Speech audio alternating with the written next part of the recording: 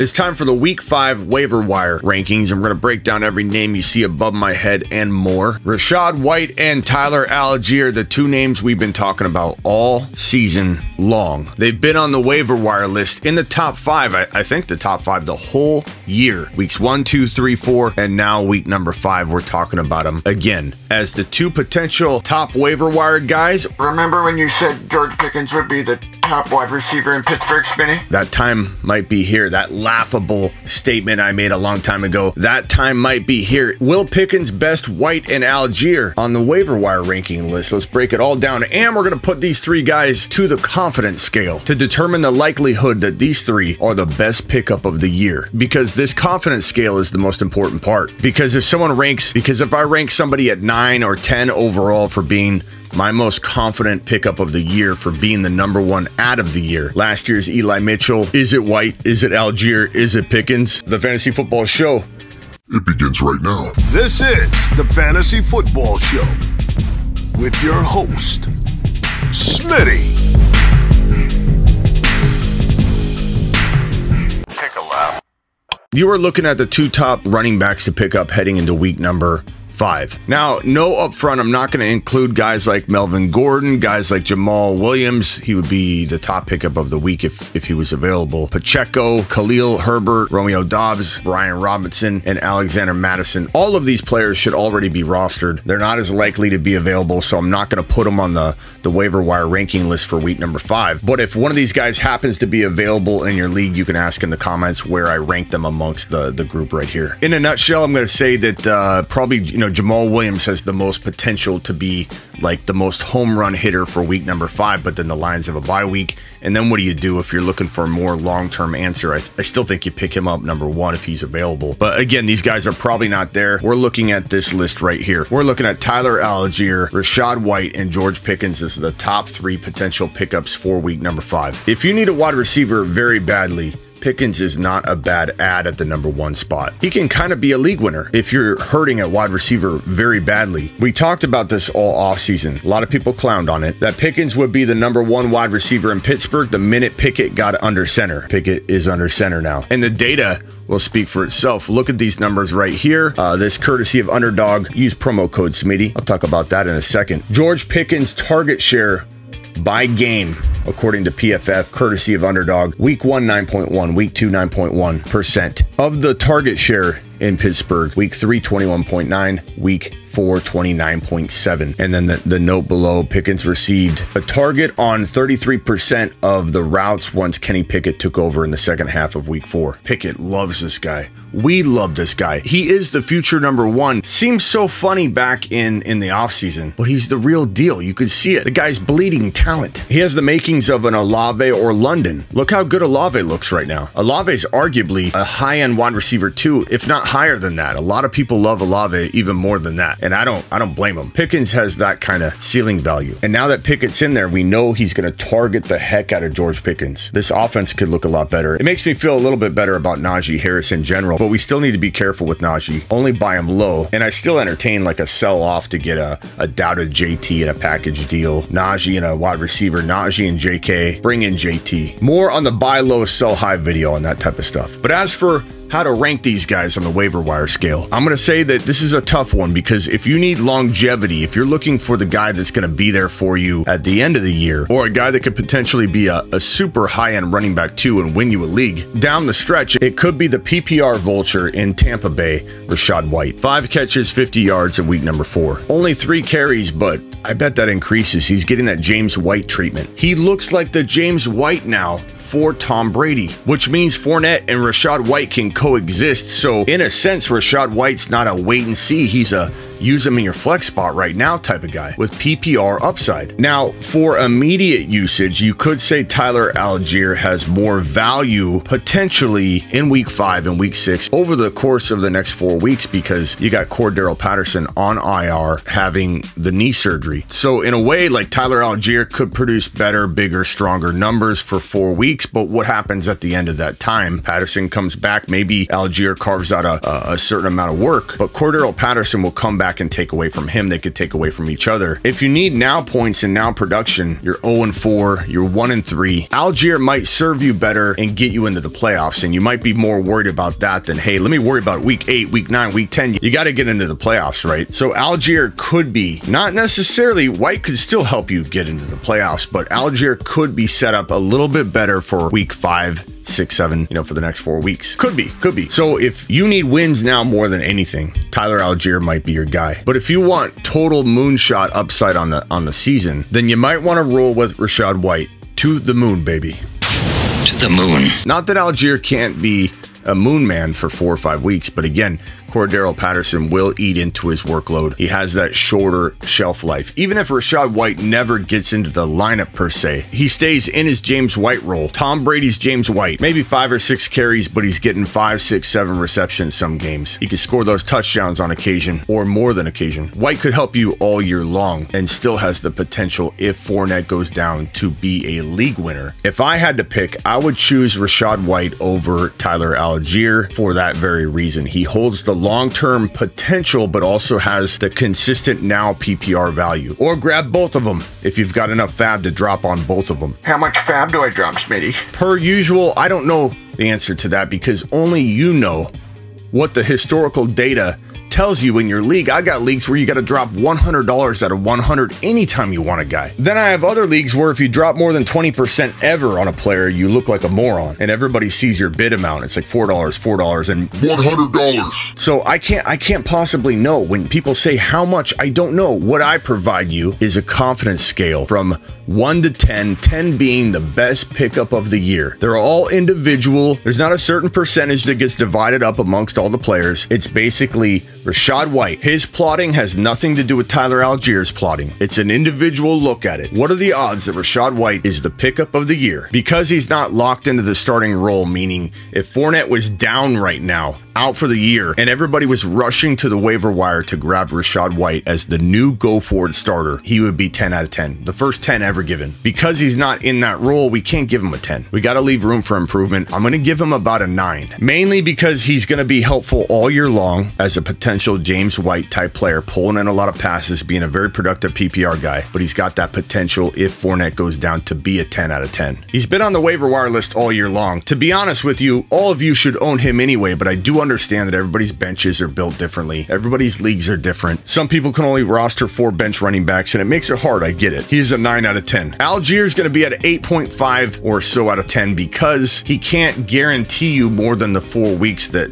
Cordero Patterson's out. Even if he blows up, he's probably not taking the full job away from Cordero. So even if he carves out a role, him and Cordero just kind of hurt each other's workload and production. You could say, well, what about Fournette and Rashad White? They don't hurt and they're going to be playing together. It's different because Tyler Algier and Cordero take the same workload, whereas Rashad White and Fournette could technically play on the field at the same time, and Rashad White's going to play on third down. It's a little bit different, but Algier can't have the same potential home run ability with almost a guarantee unless Patterson gets hurt, that he can't do it all year long. Rashad White can do what he's doing now all year long and hit a home run potentially. White and Algier tie for me at number 1 on the rankings, but I've explained why you might go one way versus another way. George Pickens is my number 2. And again, like I mentioned earlier, if you need a wide receiver, he could be the number 1. No one's taking a lap by taking George Pickens number 1. He is number 1 if you need a wide receiver. It's fine. But I'm going to rank him 2 because I'm more of a running back, home run hitter guy. I'm stashing running backs more than I'm stashing like number 5 and 6 wide receivers. Sometimes I'll roll with 1 bench wide receiver because I'm a little crazy like that. But Pickens has that 8.5 to 9 potential win a league value on the scale. So Rashad White's going right here. Tyler Algier's tied for number 1 on the rankings for week 5 pickups. And then George Pickens, we're going to put like at an 8 on the confidence scale of being the best pickup of the year. Maybe 8.5. He really is that good. He's got that Olave potential upside. And the numbers that I just showed you don't lie. Pickett loves them. And if you don't know, week number 4, the guy dropped 6 receptions for 102, caught 6 of the 8 targets given to him, 102 yards. He's capable of being that kind of Olave London wide receiver, even as a rookie. These rookies are built different than ever before. You can step in as a rookie wide receiver, running back especially, and now even quarterback and dominate. George Pickens, you are number 2, and you're standalone. There's no tying for you at number 2. You are number 2. You are the one who knocks.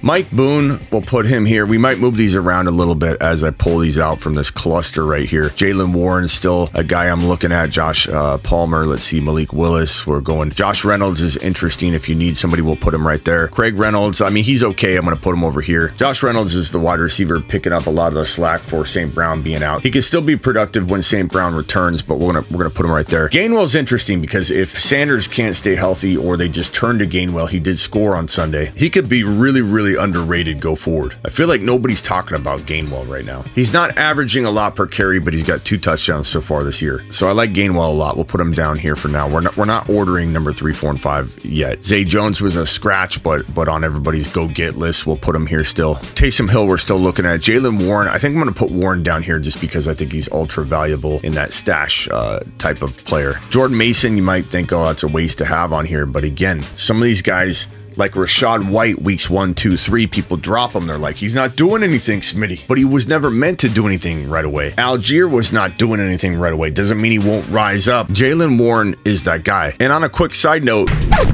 you got to look at ETN. The reason I bring ETN up is ETN could get cut in a lot of leagues this week. ETN needs to be looked at like Rashad White and Tyler Algier. Reset your thinking about ETN. Stop gravitating toward what we thought he would be. One of the bigger busts of the year so far. I admit I was behind ETN as a 3rd and 4th round talent. He has not stepped up yet, but instead of cutting him, you should be putting him on your bench and waiting. He's going to get cut by a lot of people in this wave of waivers. The moment he gets cut, put a claim in for him. Make sure you put him on your bench, because if you cut ETN right now and throw him into this waiver wire pool, he's ranking right near Rashad White and Tyler Algier, because he's now a stash. You can no longer look at him like, oh, he's the main starter. Let go of that. Understand his value now. He's got win a league potential if J-Rob goes down or they start to use him more. And J-Rob is a high risk of injury. He's had a very successful return so far from his torn Achilles tendon, but he is putting a lot of stress on one of the most complicated recoveries that the human body can endure from a running back perspective. There's a real decent chance he gets injured trying to do so much his first year back. And if Etienne's the lone back there in Jacksonville, a very productive offense, a very underrated attack, Etienne can still win leagues. So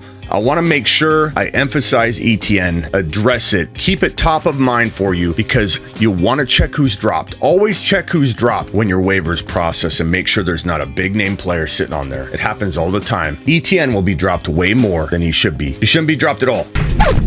Mac Hollins needs to be over here. In Superflex, make sure Malik isn't available on waivers right now. Pickett was going to get in. We knew it. Malik's going to get in. Taysom Hill is still very crafty from a tight end perspective. He had a touchdown in week number 4, 5 catches for 21 yards. A very crafty tight end to grab and start, really. And I'm going to put him over here in this group. This group over here, they're still good. I'm not trying to say they're not good players, but it's hard to rank them. I'm going to leave them all in this little pile here. Dortch, still like him, but guess what? Hopkins is coming back. Corey Davis, he's available in a lot of leagues. Maybe go after him if you need a wide receiver. Alec Pierce, I like him a lot as a wide receiver 5 or 6 or whatever. Noah Brown, Michael Gallup, an okay ad. I don't think he'll stay healthy. Caleb Huntley needs to be looked at. He's also going to be taking some of the workload that used to be Cordero's, that's now Tyler Algier's. You need to watch him. Isaiah Likely, still watch him and monitor him. Maybe you can't add him right now, but watch him like a hawk. Jordan Mason, maybe you can't roster him now, but monitor the heck out of this guy, because if Wilson gets banged up in practice or starts to get the wear and tear because he's not used to getting the workload,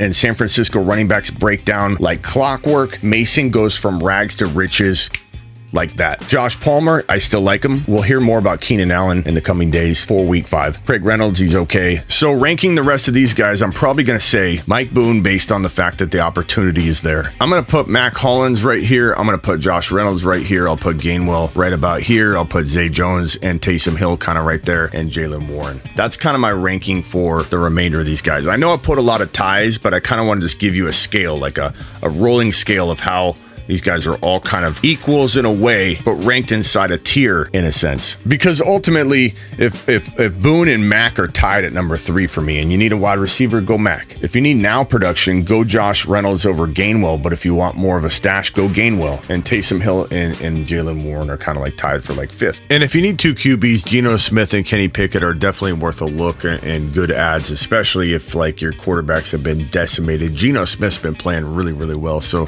I don't know, maybe Maybe we actually put Geno in this range right here if you're needing a quarterback. Move over Zay Jones. Pickett maybe too. We'll put Pickett down there. That's my waiver wire video for week number 5. Again, I can't stress enough, be on the lookout for who gets cut when your waivers process. Make sure if ETN gets cut, you grab him and you change the way you look at him. He can be a win, a league stash, and make sure Kyle Pitts doesn't get cut and you leave him out there on waivers. I've heard a lot of should I cut Kyle Pitts talk, which is ridiculous to me. We're 4 weeks in. His problem is that the team throws for very minimal yardage, much like Mooney couldn't do anything if the Bears weren't throwing the football more than 70 or 100 yards a game. Now, granted, those are problems. If the offenses aren't throwing the ball, if Mariota can't throw the football, then how is Pitts going to get involved? But things change. Ritter could get in there. They could start throwing more. And if they do throw more, which we can't guarantee, that's the problem. But if they do throw more, Kyle Pitts will absorb a ton of the work. So ETN and Kyle Pitts, keep on the lookout. Top of mind.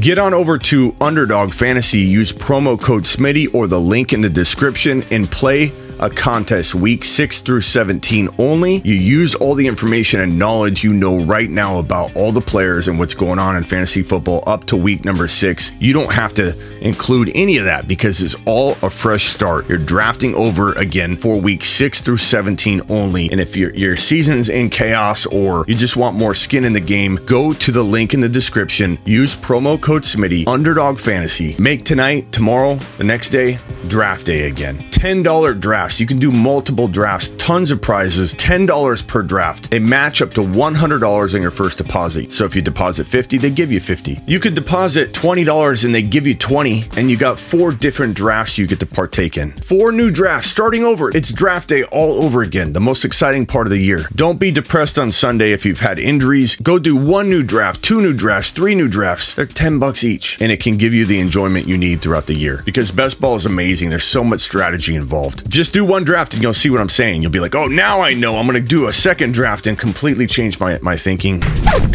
And get on over to thefantasyfootballshow.com for your bold predictions, your rankings, your trade calculator, your one-on-one on-demand text line. Text me on demand. I've got a personal phone. I've got a work phone. You guys can text me on my work line. I carry it around with me everywhere I go. Bold predictions, rankings, the trade calculators, the weekly rankings, the go forward rankings that are 365 24/7. My go forward rankings are redraft, dynasty, all that stuff. Go to thefantasyfootballshow.com. Now get out of here. This is the Fantasy Football Show with your host, Smitty.